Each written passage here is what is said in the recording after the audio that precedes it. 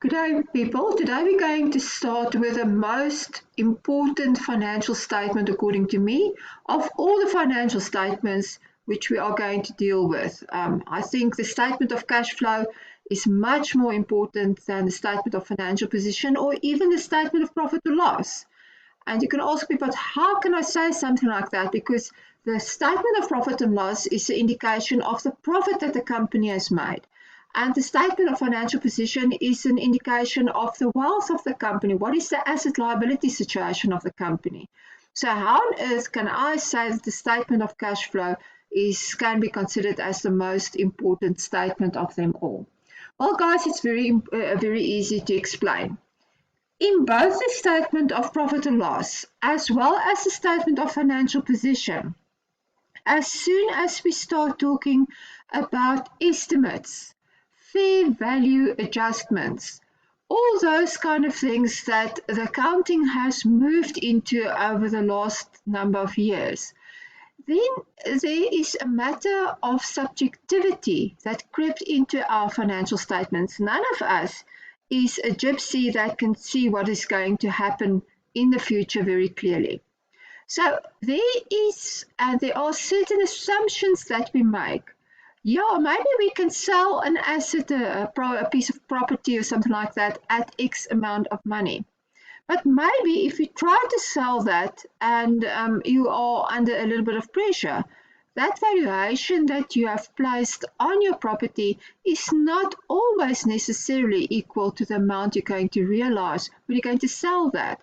And as you're going to go along in accounting, you're going to see there's a lot of fair value adjustments that you're going to make over time. Now, because it is based on assumptions, estimates, yes, and there's a lot of scientific assumptions that we make. There's a lot of information that we use in order to make these assumptions, but none of them are 100% foolproof. However, what happens in the statement of cash flow? Here, it is all about the actual amounts received in the bank account and the actual amounts paid in the bank account and the actual balances lying in my bank account. Now, guys, you only have money if you have money in the bank.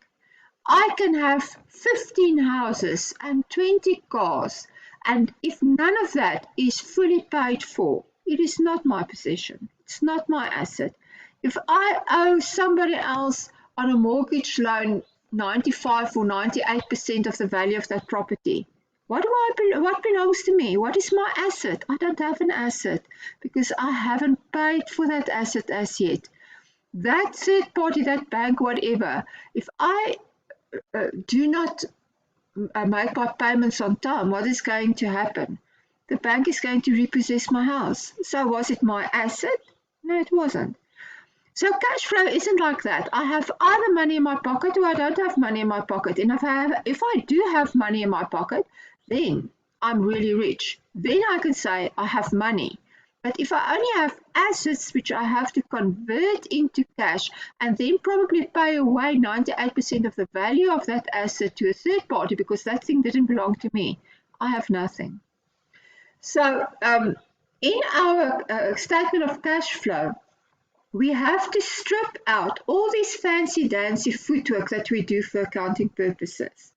We have to take out all non-cash flow items. We have to take out all revaluation items, all the adjustments that we pass, fair value adjustments, all those kind of things that we do in accounting. We have to eliminate that when we get to the statement of cash flow. So the statement of cash flow is what you see is what you get.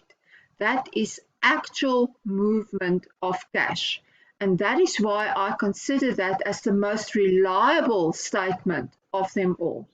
It tells you a huge story about how cash was generated by the entity and how that cash was applied in the entity and whether it has been applied wisely, whether the management of that cash resources was done very well, and whether the application of that cash resources actually resulted in this company to grow and to make a lot of money. Now, this is so important that the international accounting standards have issued an international standard just on cash flow, IAS 7, that is just on cash flow. And we're going to cover most of that statement in the study unit. So what is our learning outcomes? You have to understand the concept of cash flow items, and you have to be able to distinguish a cash flow item from a non-cash flow item. What on earth am I talking about here? Guys, if I pay my monthly electricity, have I paid for the electricity? Did the amount go through my bank account when I actually settle my bill? Yes, it did. But when I write off credit losses from an outstanding debtor because I'm never going to recover that money, was there any cash flow involved? No, that's just the point. That's why I'm writing off the outstanding debt as a credit loss, because I'm not going to receive the cash flow at any point of time. So the credit loss that I've written off, that obviously is a non-cash flow item. What is depreciation? What do? I debit depreciation expense, I credit accumulated depreciation. Is it a cash flow item? No, I don't hear any bank in between. So therefore, what do? I allocate a portion of the cost price of the asset that I've used in this current financial year in order to generate income to my income statement as a depreciation expense. So you have to distinguish between cash flow and non-cash flow, because in the cash flow statement, we have to take out all non-cash flow items. It makes sense, doesn't it? You have to understand and explain the purpose of a statement of cash flow. Why do we do that? Guys, if you can't answer any why questions in any accounting question that you do, in any accounting exercise that you do, and you do not know what is the purpose of this all, then you've missed the boat. And if you've missed the boat, you're going to keep on missing the boat, because I'm going to wave you goodbye each and every time that you write a test. What is the purpose of a cash flow statement? Guys, that's the indication of how much cash was generated by the operating activities of an entity and how that cash was utilized by the management of that company. And that will enable you to give an opinion of how effective the cash management of that entity was. Remember, if you cannot manage your cash position and your cash resources, you are going to run into trouble, and you will definitely encounter serious problems going forward. Now, obviously, you have to prepare a statement of cash flow with the notes associated with that from the information that we are going to give you, and you should distinguish between two methods, the direct method and the indirect method. Now listen to me carefully. If I ask in a question the direct method and you answer the indirect method, then obviously you will not get a single mark for your effort. And vice versa. So it is extremely important that you understand that there are two ways in which you can compile your statement of cash flow. One, the indirect method, and the second one, the direct method. We will talk about that a little bit later on again. Just to summarize then, the objective of a statement of cash flow is to provide useful information in respect of the historical changes in cash and cash equivalents. Historical changes. Yes, guys, the water is under the bridge. I have already paid for something, or I have already received something once it hits my cash, my bank account. So it's either in and out, and something that happened in the past. So I don't have to make any projections of the future. I'm pretty sure of what happened in the past. I must just report on that.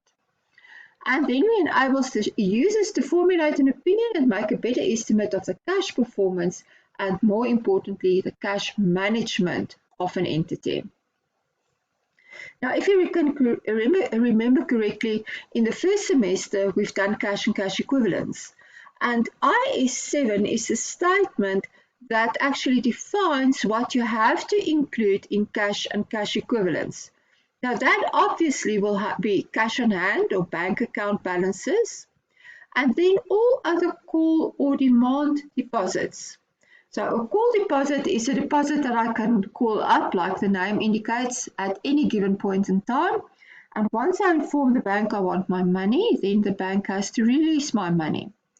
A demand deposit works in the same way. I will then inform the bank I need my money, and then depending on the type of demand deposit, maybe I have to wait 24 hours, maybe I have to wait 30 days, maybe I have to wait for 3 months.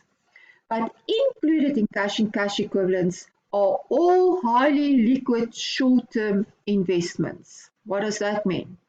That means that is investments that is easily convertible into cash, and there's very little risk that the value will change of this investment. Now, highly liquid short-term investments, that is investments that we can convert in cash in a period shorter than 3 months. So up to 3 months, where we can relatively fast. Even it's a 30-day deposit, notice deposit.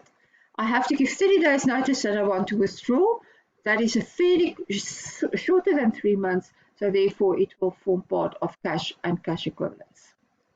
Now our cash flow statement consists out of 4 separate categories. And guys, you have to understand what the 4 of them are and how they actually stick together. What is the golden thread that runs through all 4 of them, and what is the story that each one of them wants to tell you? Now the first element is that we're going to show the cash flow from operating activities. Guys, what is operating activities? Operating activities is what my company do for a living. I buy and sell motor cars. I'm a motor car dealer. That's my operating activity. What do I do in that operating cycle of mine? I buy cars, I put it on my floor, I sell cars, I get money, I buy more cars, I sell it, I get money. And so it goes around and around and around. And then sometimes I add a debtor to this whole scenario. So I buy cars, I sell some of my cars for cash and others on credit to debtors. The cash I get immediately, which will enable me immediately to buy another car. But now I don't have enough money to buy another car, so maybe I have to go into a credit transaction myself and purchase another car on credit. Now this operating cycle becomes a little bit more complicated because I am waiting for my money from the debtors in order to repay my creditors. And I have to keep this cycle running, so I must make sure that the debtors are going to pay me in time, number 1. Number 2, that I'm going to sell enough cars so that I generate enough money in order not only to pay my creditors, but there's enough money left so that I can buy more cars which I can sell again. And so I will go round and round and round and round. And obviously the profits that I'm going to make is going to be more, so the income that I'm going to generate is going to be more than the expenses. Now, coming from a cash flow point of view, what do I want? I want to have a positive cash balance. So out of my selling activities and from the money that I receive from my debtors, I must get enough cash so that I have enough cash resources available, number 1, to do what? To pay my creditors, as well as my other expenses, obviously, as well as generate enough cash so that I can buy more of this commodity that I'm trading in our example, a car.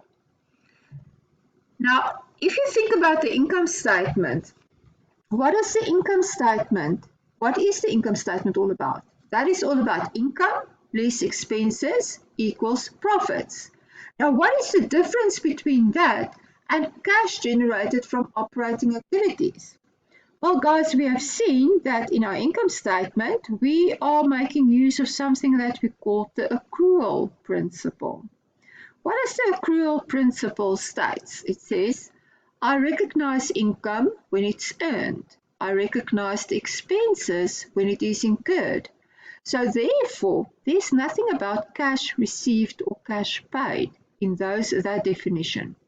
However, if we come back to the cash flow statement, we want to say, well, now we want to convert our income as reflected in the income statement into a cash figure, and our expenses as reflected in the income statement as a cash figure. So we want to convert that back into cash, because cash flow is physically how much cash have I received and how much cash has I paid out. So it's about receipts and payments and not about income and expenses. And if you don't understand the difference between those concepts, then you go back right to the beginning of our first semester work and you make sure that you understand that, because otherwise you will never understand cash flow statements. Now, how are we going to convert income into a cash flow figure? Guys, it's easy. Out of what do we generate income? Out of the sales transactions regarding these cars. We are selling cars and we generate income of the money that we receive from selling the cars.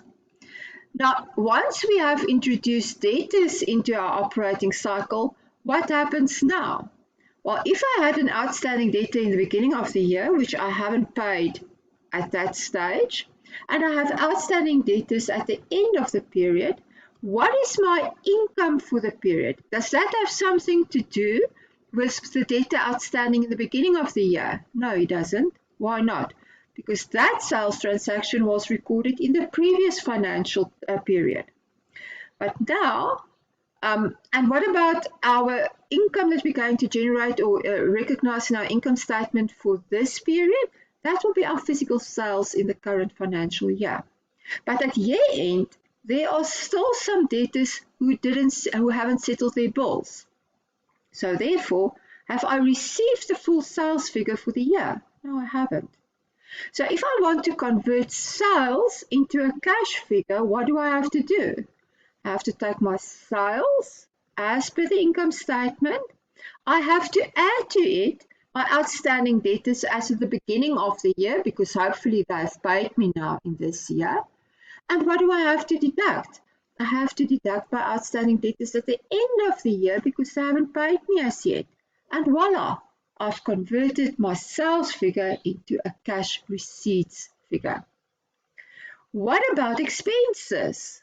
Now, expenses, if there was any accrued expenses in the beginning of the year, when did I recognize that expense, which was accrued for at the end of the previous financial year? I've already recognized that expense in the previous financial year. That is why the accrued expense actually existed in my statement of financial position. So accrued expenses would have been paid in the current financial year. So if I take all my expenses and I want to convert that into a cash figure, I will say, well, all my expenses for this year, plus all my accrued expenses from last year, plus all my outstanding creditors of last year, less the accrued expenses at the end of the year and creditors at the end of the year, that will give me my expense figure converted into cash figure. Now my cash expenses less my cash income less my cash expenses, that will now equal my cash flow from operating activities. Guys, if you can make that connection between this section and the income statement, you are very far down the line. Great. Then the second category in our cash flow statement is our cash flow from investing activities. Now, I need something to make money with. If you think about a manufacturing entity, what do they need? They have a whole factory full of machinery, and there they convert some kind of raw material into a finished product, which they're going to sell eventually. So this company have to invest into that operating capacity, that production capacity, i.e. that machinery that is producing, that we use in order to make this item, which we're going to sell, out of which we're going to receive money at the end of the day. So going back to this little picture image that the receiver of revenue is using of the tree that's bearing the fruits. Investing activities is how many trees are we going to plant? How many trees do we have? And have we actually also increased planting in the current financial year, which is going to enable us to make money in the future. So investing activities is all about the production capacity, the fixed assets, the non-current assets that the company has invested in, because that non-current asset is used in order to produce income at a later stage.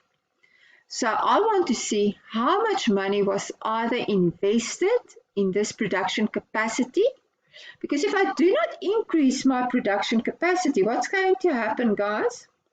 Well, if I'm not going to increase it, probably my profits is going to stay on the same level, providing that I have replaced old capacity as we go along. If I do not do anything, I do not replace current capacities, like machinery, for instance, with the new machinery, what is going to happen over time? The old machines is going to break down quite a lot. It is technologically less advanced than the newer versions, so I can get less products out of that machine, and it's going to be most probably a more costly exercise to use the old machines. So I must have a plan somewhere in my company where I'm going to say, look, every 3 years I want to replace at least 20% of my production capacity. And that is only to maintain my current output levels. If I want to increase my current output levels, I have to introduce new machinery, maybe a new product line. But all that kind of investments out of a cash flow perspective, we are going to see in this section here. The third section is all about financing activities. Now, operating activities is very short term. We know that the operating cycle is not longer than 12 months. It should not be longer than 12 months. There are a few exceptions like construction companies and those kind of operations, but they are the exception. They are not the rules. Now, financing activities says, if I'm going to invest in additional production capacity, how am I going to fund it? Am I going to fund it out of surplus cash, which was generated out of my day-to-day operating activities? Or am I going to fund this additional production capacity that I'm going to invest in, i.e. going to buy, out of financing activities?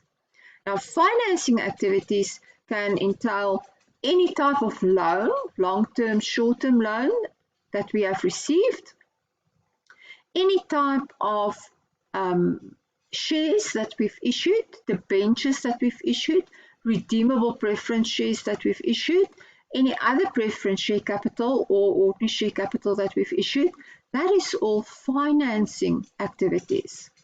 Now, there's a golden rule that you mustn't ever use short-term cash in order to fund long-term assets.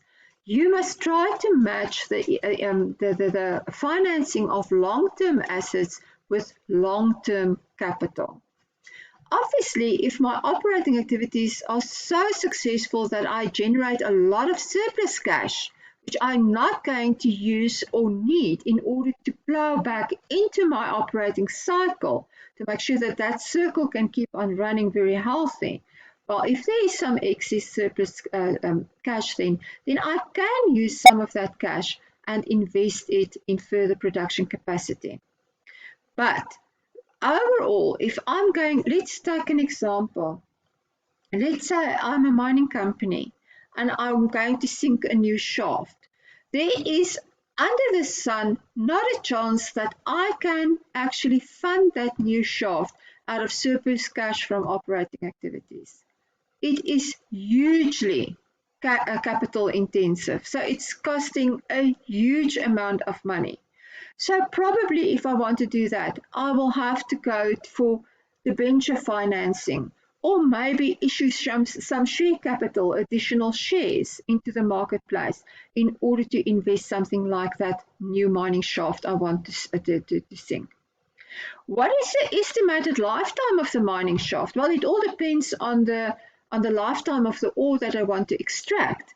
But if I think that reef, maybe it's a gold reef or whatever, has an estimated lifetime still of 20 years, then it means that is a very, very long-term asset, and I cannot, and I mean, even the cost involved makes it impossible to finance that out of short-term funds. I will have to go to the market and find long-term finance in order to invest, or to fund that investing activity. Now, what is wonderful about the cash flow statement is that at the end of the day, these three activities is going to balance back, reconcile back, equals the total changes in cash and cash equivalents in the current financial year. What is the changes? That is last year's balance for cash and cash equivalents, less the closing balance of cash and cash equivalents of the current financial year, and that will give me the movement that takes place. Now, cash and cash equivalents, we've said, is actual bank accounts or deposit accounts. So there's cash underlying. I had to put the cash in the bank. So there's cash. So if I take my operating activities, cash-wise, my investing activities, cash-wise, and my finance activities, cash-wise, it must all come back and balance back to the total movement which took place in all my cash and cash equivalent accounts. Wonderful stuff. Now let's have a look what a cash flow statement looks like. Now, we have seen here, this is our first one, is the cash flow from operating activities. So here's our cash flow from operating activities. Again, proper heading, cash flow from operating activities, and that starts then, this is the direct method. This is the direct method. Cash received from customers, less cash paid to suppliers and employees, equals net cash generated by operations. And then we have dividends received, interest received, dividends paid, interest paid, tax paid, and that will give us cash flow from operating activities. Now, I'm going to talk about that first three lines now, but if we're going to look at these lines that we have special lines for on the face of the statement of cash flow, why is it so important that we show that as a separate line item? Why do we want to show dividends received and interest received separately? Guys, because it is not a normal operating income. It actually is reflected in the income statement, but it is not our normal buying and selling of cars. We have or had in the past somewhere excess surplus cash. What did we do with that? We bought an investment in one or other listed share. What do we receive on our investment? What is our return on our investment? Dividends. Those dividends, are they part of our normal income out of selling of cars? Not a chance. So therefore I want to show the reader of the financial statements, that I have a different source of income as well, which is not part of my normal buying and selling activity, i.e. an investment activity of dividends received. The same thing applies to interest received. Now, I'm going to skip the dividends for the moment. I'll come back to that. Interest paid. What is interest paid? Is that a normal operating expense? Now, guys, it's a financing expense. So therefore, it's not a normal expense. Can I get any return on any interest that I've paid? Is there something I can get in return for that? Nothing. It's water under the bridge. There goes my interest. Bye. Can I use that money that I pay interest for in order to do something? No, it's gone out of my books. So I want to show the reader of the financial statements how much of my money did I just pay away as financing costs, so that he can see whether maybe if I do not generate enough cash out of operations, or if I'm going to pay out quite a large value of my net cash generated by operations out of an interest payments, I have serious problems. because I can't make money out of interest payments. That means that the cash that I generate is going to end up in somebody else's pocket, and I cannot reinvest that cash back into my operating cycle to make it more profitable. Now, tax is also a necessary evil that I have to pay. It's not a normal operating expense, and therefore I want to show tax separately. Now, having said that, let's come back to this line here. Net cash generated by the operations. Now, guys, that is nothing else as my net profit for the year, converted into cash. Let's have a look at the first line item, which is actually adding into this subtotal here of net cash generated by operations. Cash received from customers. Where in my income statement do I record cash received? Oh, let's walk away with the words cash received. Where do I record income received from customers? In my sales figure. If I'm going to talk about customers, do I only sell on credit? No, I also sell for cash. But at the end of the day, what is the word? The word is from customers.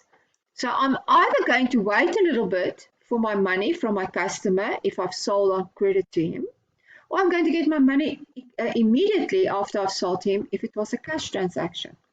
So customers directly links to the income statement, sales. Cash paid to suppliers and employees.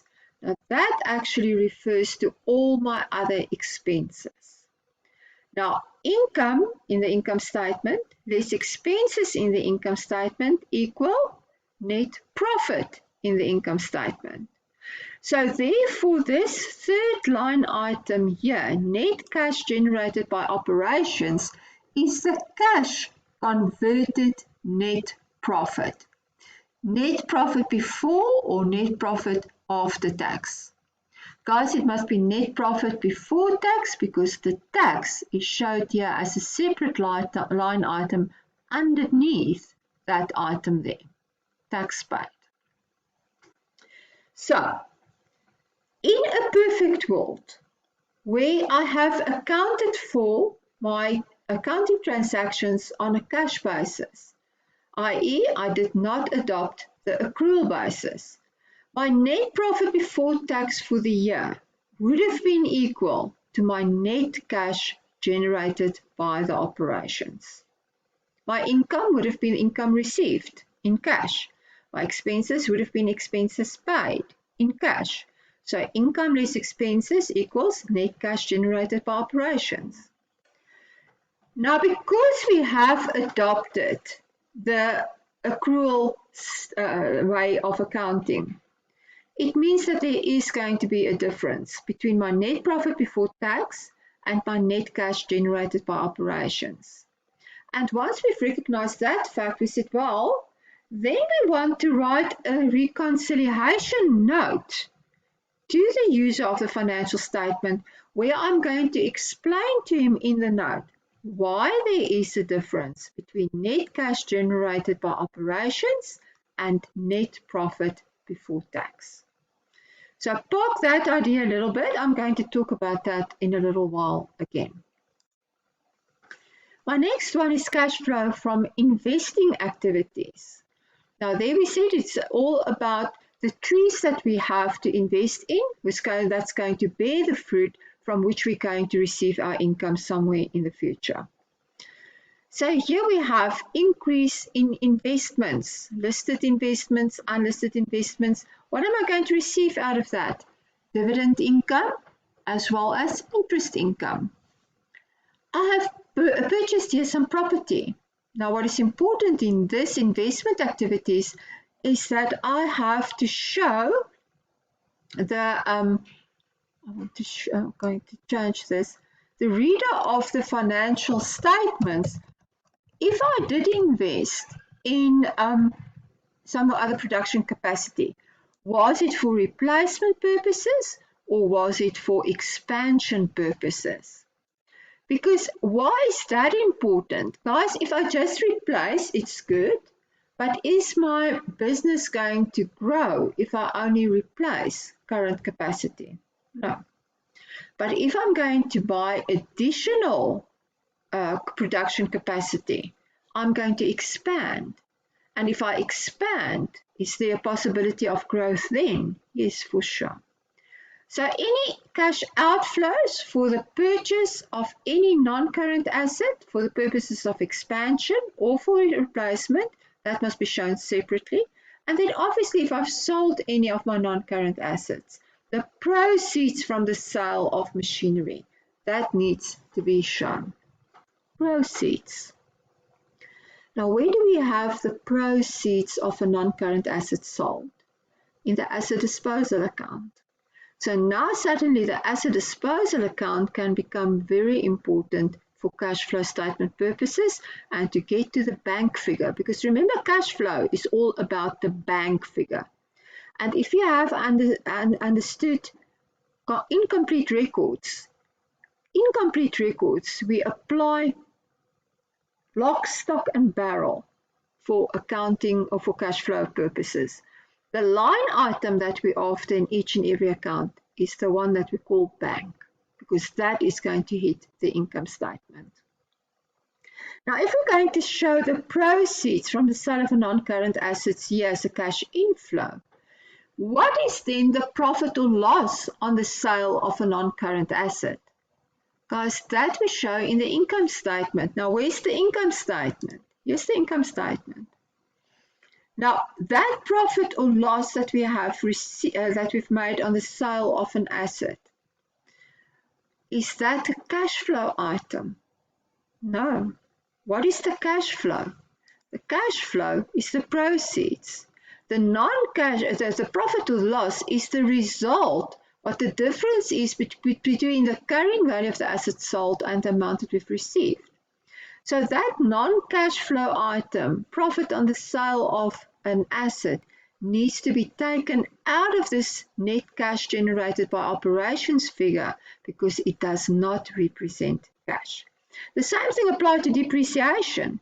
Depreciation is not a cash flow item, but it's included in my income statement as an expense.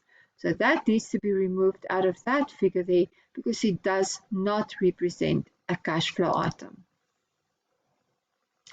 Cash flow from financing activities, well, any increases in loans like mortgage bonds, any other long-term loans, short-term loans, issue of shares, any type of shares, ordinary shares, preference shares, a redemption of preference shares, buyback of ordinary shares or any other share capital type of shares.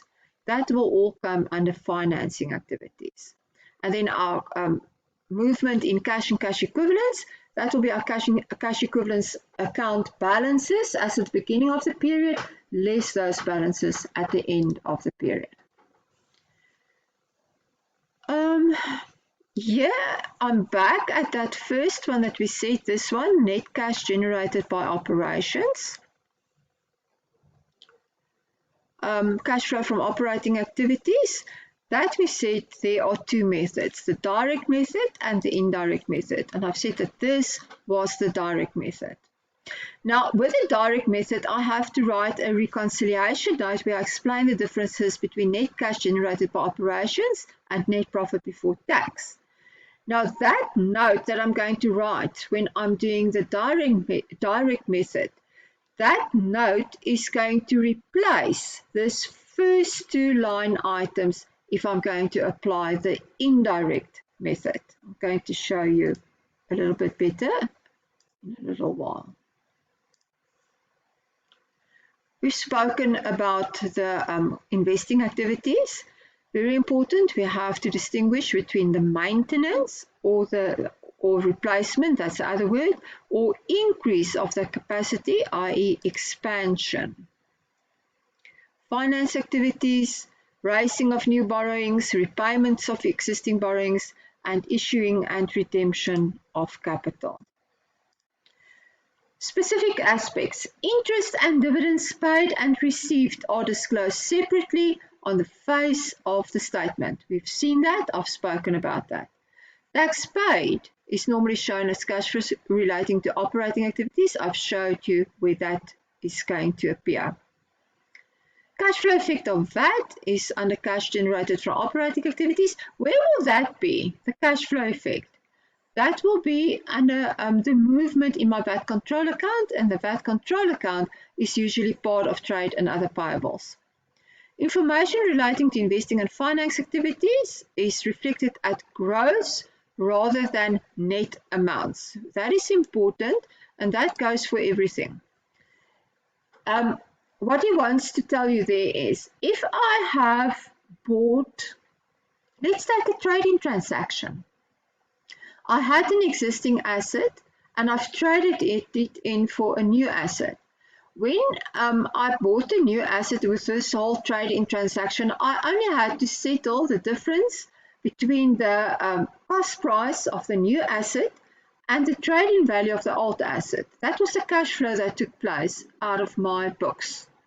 Now what he says is, you should not only show that net cash flow, i.e. the difference between the cost price of the new one and what you have received for the old asset that you've traded in. You should show the two separately. So you should show the cost price of the new asset as a cash outflow, and the proceeds, i.e. the amount that you've received for the asset that you've traded in, that you should show separately as proceeds on the sale of an asset. So you should not show net amounts, you should show gross amounts, the two separately from each other. That to you won't be, you don't know what that's all about, and you're not going to know this year. Repayments of a capital, this is also an important thing. Remember when we have done long-term loans, and we have said that that long-term loan is paid back in an installment where it's been split between capital and interest. The interest portion is classified as an operating activity, and remember we have to show that as interest paid, and that is under operating activities. However, the capital portion of the installment, that is classified as a financing activity. So once you have actually split that installment in two, the interest will go as interest paid in the income statement as well as under your cash flow statement as interest paid. And the capital portion is going to be a reduction of the loan, and that happens in the financing activity section. Right, that's important. Again, here we are at the direct and indirect method. Now I'm going to talk about the indirect method. Cash generated from operating activities is determined by adjusting the profit or loss for the effects of number one, non-cash items. So in my income statement, I start with my profit before tax. Now I want to convert that profit before tax into a cash figure. Now, included in my income statement are a number of items which are non-cash flow items. Examples: depreciation, credit losses written off. What do? I debit credit losses, I credit debtors. I debit depreciation, I credit accumulated depreciation. No bank in between, so therefore it's non-cash flow. Profits or losses on the disposal of assets.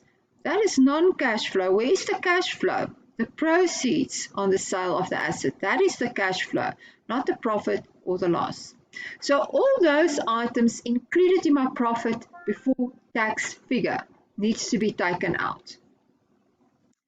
Now, changes in working capital, inventories, debtors, and creditors. Why do I have to adjust my profit before tax figure for these changes in working capital?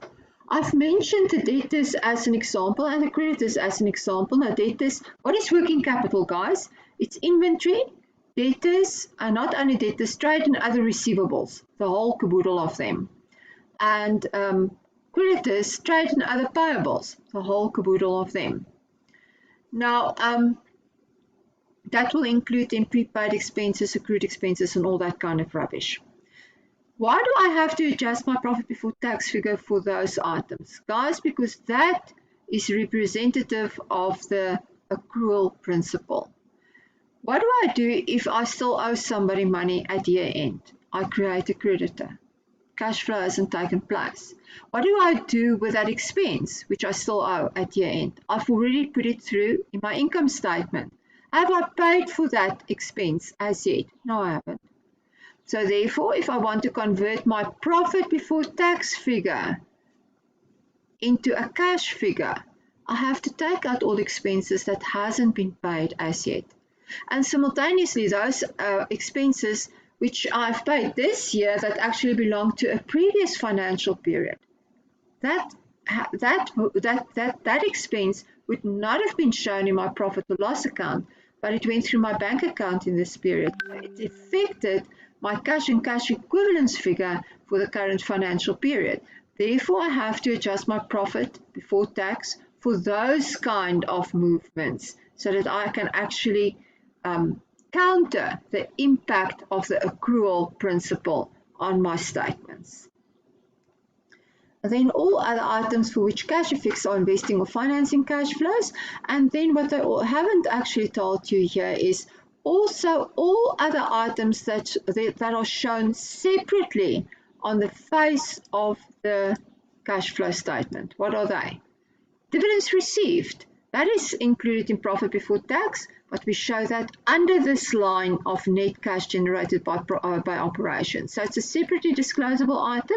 Therefore, I have to remove it because it will not be included in that item, although it will be included in profit before tax. Same thing applies to interest received. Same thing applies to interest paid. We talk about profit before tax, so tax is not included there.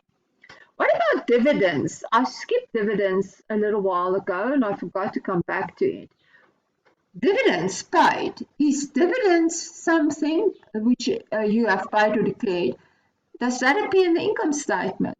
No, it doesn't. Now, why do I have to show dividends paid here under operating activities? Guys, the reason for that is very clear. What is the dividend that I'm going to pay my shareholder? It is his portion of the profit that was generated for the year. What is the profit generated for the year? Net cash generated from operating activities is the cash version of that profit. So therefore, the dividends is going to be the distribution of that profit to the shareholders. And that is the reason why we show dividends paid here, so that my cash flow from operating activities, that portion that I'm going to retain at the end of the year, would only be the portion after I've given the shareholder their portion of the profits back already. Right. The direct method is the one that we've just looked at. So the indirect method, we're going to start with profit before tax adjusted for all these items. The direct method, we're going to start with gross cash receipts from customers, gross cash paid to suppliers and employees, and the difference between those two equals net cash generated from operations. Obviously, guys, from the third line item further on, the statement of cash flow looks exactly the same on both methods. It is only those two line items that we show, these two line items that we show in the direct method, which in the indirect method is being replaced by the note, which is going to be profit before tax adjusted for those number of items that we've spoken about. So here's an example, that's Afrikaans, here's the English. And the indirect method, cash flow from operating activities is going to start with profit before tax, adjusted for non-cash flow items such as depreciation, profits or gains on the disposal of equipment, credit losses, and all those things that does not represent cash flow. And then the second thing I'm going to adjust my profit before tax for is for separately disclosable items like the dividend income, interest income, interest paid, which is financing costs, all those items which is included in profit before tax, but which I show separately under the cash generated from operating activities section. And then I'm going to adjust that for the changes in working capital. So that will be the movements in my inventory balances, my debtors balances, and my creditors balances. Indirect method, cash received from customers, cash paid to suppliers and employees, and the difference is the cash generated from operations. Now, can you see that those two must always be exactly the same? So it doesn't matter whether I'm following the indirect method or the direct method, the end result from there on further is exactly the same. And then your cash flow statement from here on further looks exactly the same. It is only for these couple of line items that there's a difference, and that makes up the difference between the indirect method and the direct method. Now let's take cash received from customers first. How are we going to derive at cash received from customers? We have touched on it. We're going to take our sales, which is our income figure, and we're going to adjust it for any non-cash flow items like credit losses written off. And then we're going to adjust it for the accrual concept, which is the movement in the balance of the trade receivables account from last year to this year. Now, I did put here in this yellow block a note to say use T accounts. Now, if there was basically nothing that happened in my debtors accounts, you can go straight sales or income, movement in debtors, and work out cash received from customers. It's not necessary to draw the T accounts. But if you see that a lot of things has happened with your debtors accounts during the year, now lots of things can happen. Well, if you see that there was things like settlement discounts, I'm back at settlement discounts, guys. I'm back at allowance for credit losses. I'm back at all those accounts that we've done in the first semester. And I'm going to test it here in the cash flow statement, whether you still can remember how it works. Now, if you see that a lot of those kind of activities took place in the debtors accounts, rather draw the T account, because what is the figure that we're after? The bank figure, actual amounts received in the bank account. Cash paid to suppliers and employees. Now there we're going to start with our profit before tax figure. And now we're going to deduct from that our revenue figure. Why?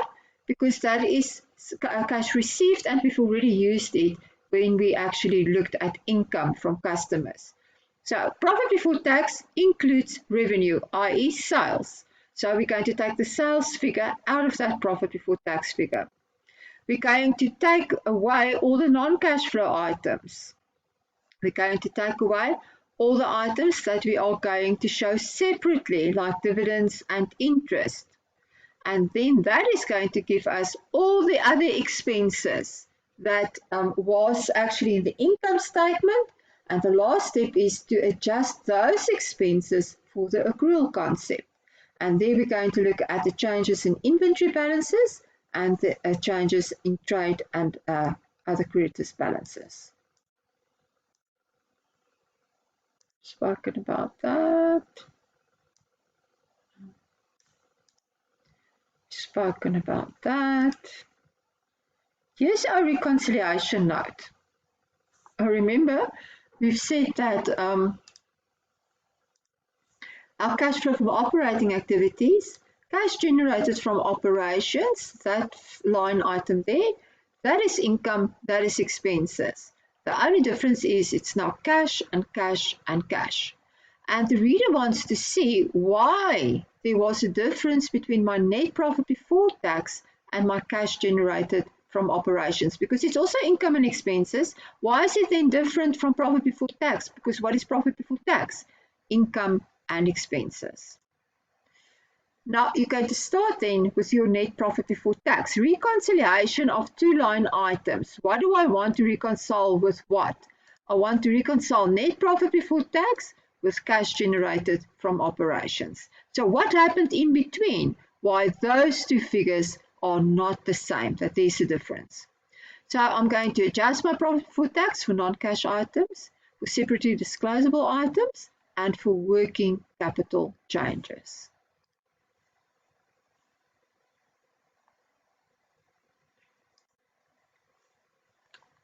Cash flow from investing activities. We said, well, here is all about additions that we've made, replacements that we've made, and expansions that we've made. So that will then be, for example, cash flow from investing activities, acquisitions of plant, additions or expansion. replacement, proceeds on the sale of any assets, long-term assets, acquisitions of investments, and then net cash from investing activities. Financing activities, obtaining and repayment of any finance, loans, shares bought back. That will all be here. So that will be like redemption of debentures, proceeds from debenture issue. You are not allowed to net it off. You must show it gross. Proceeds from share issue. Guys, if there was share issue costs involved, like underwriter's commission or other share issue costs, you must make sure that you show that separately from the proceeds from the share issue. So the proceeds from the share issue will be the total gross capital amount that you have received. All costs involved needs to be shown separately under this section of financing activities. Proceeds of the loan obtained and repayment of the loan. Now, very often when I give you a cash flow statement, you feel lost. You don't know where to start. So where do we start? Now, I have a little road map, and it doesn't always work because it all depends on the type of question, but it works about in 70% of the times.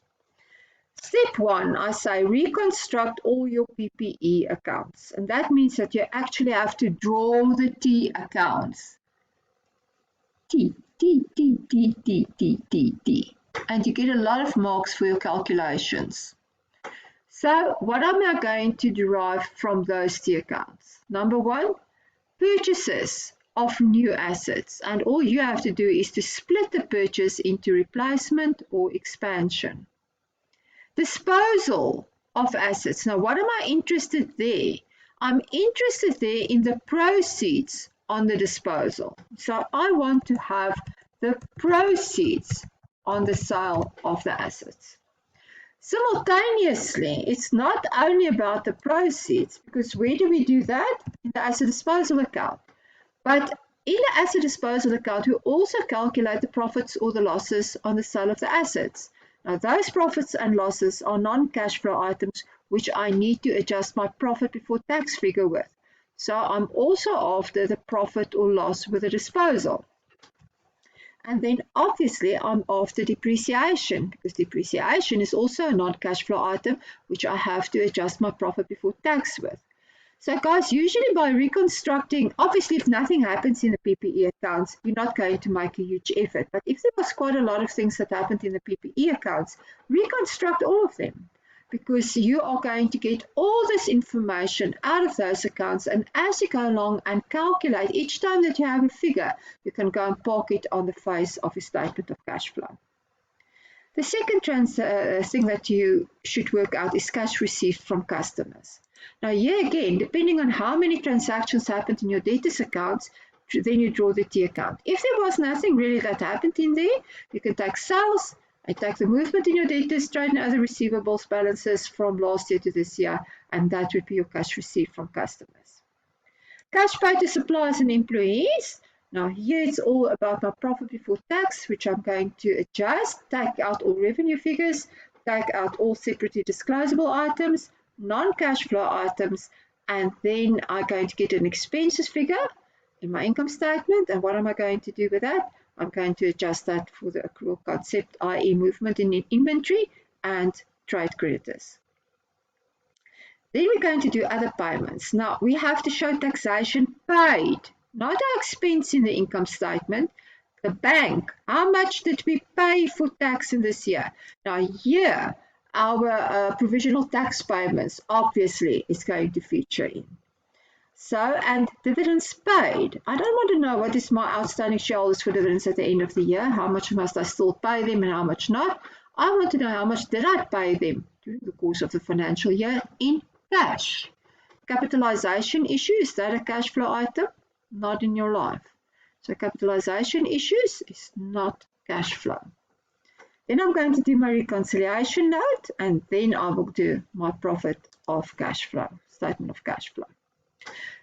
Important, when an asset increases, it means I've invested more in the asset, so my cash has decreased. If an asset has decreased, I got rid of an asset, so there should be an inflow of cash. If a liability has increased, I received finance from a third party, so therefore my cash resources would have increased. But when a liability has decreased, it means that I've repaid that liability, so there is a deduction of my cash resources. Good, guys, up to you. Then I'm going to do in a separate video your class example, My Last Chance.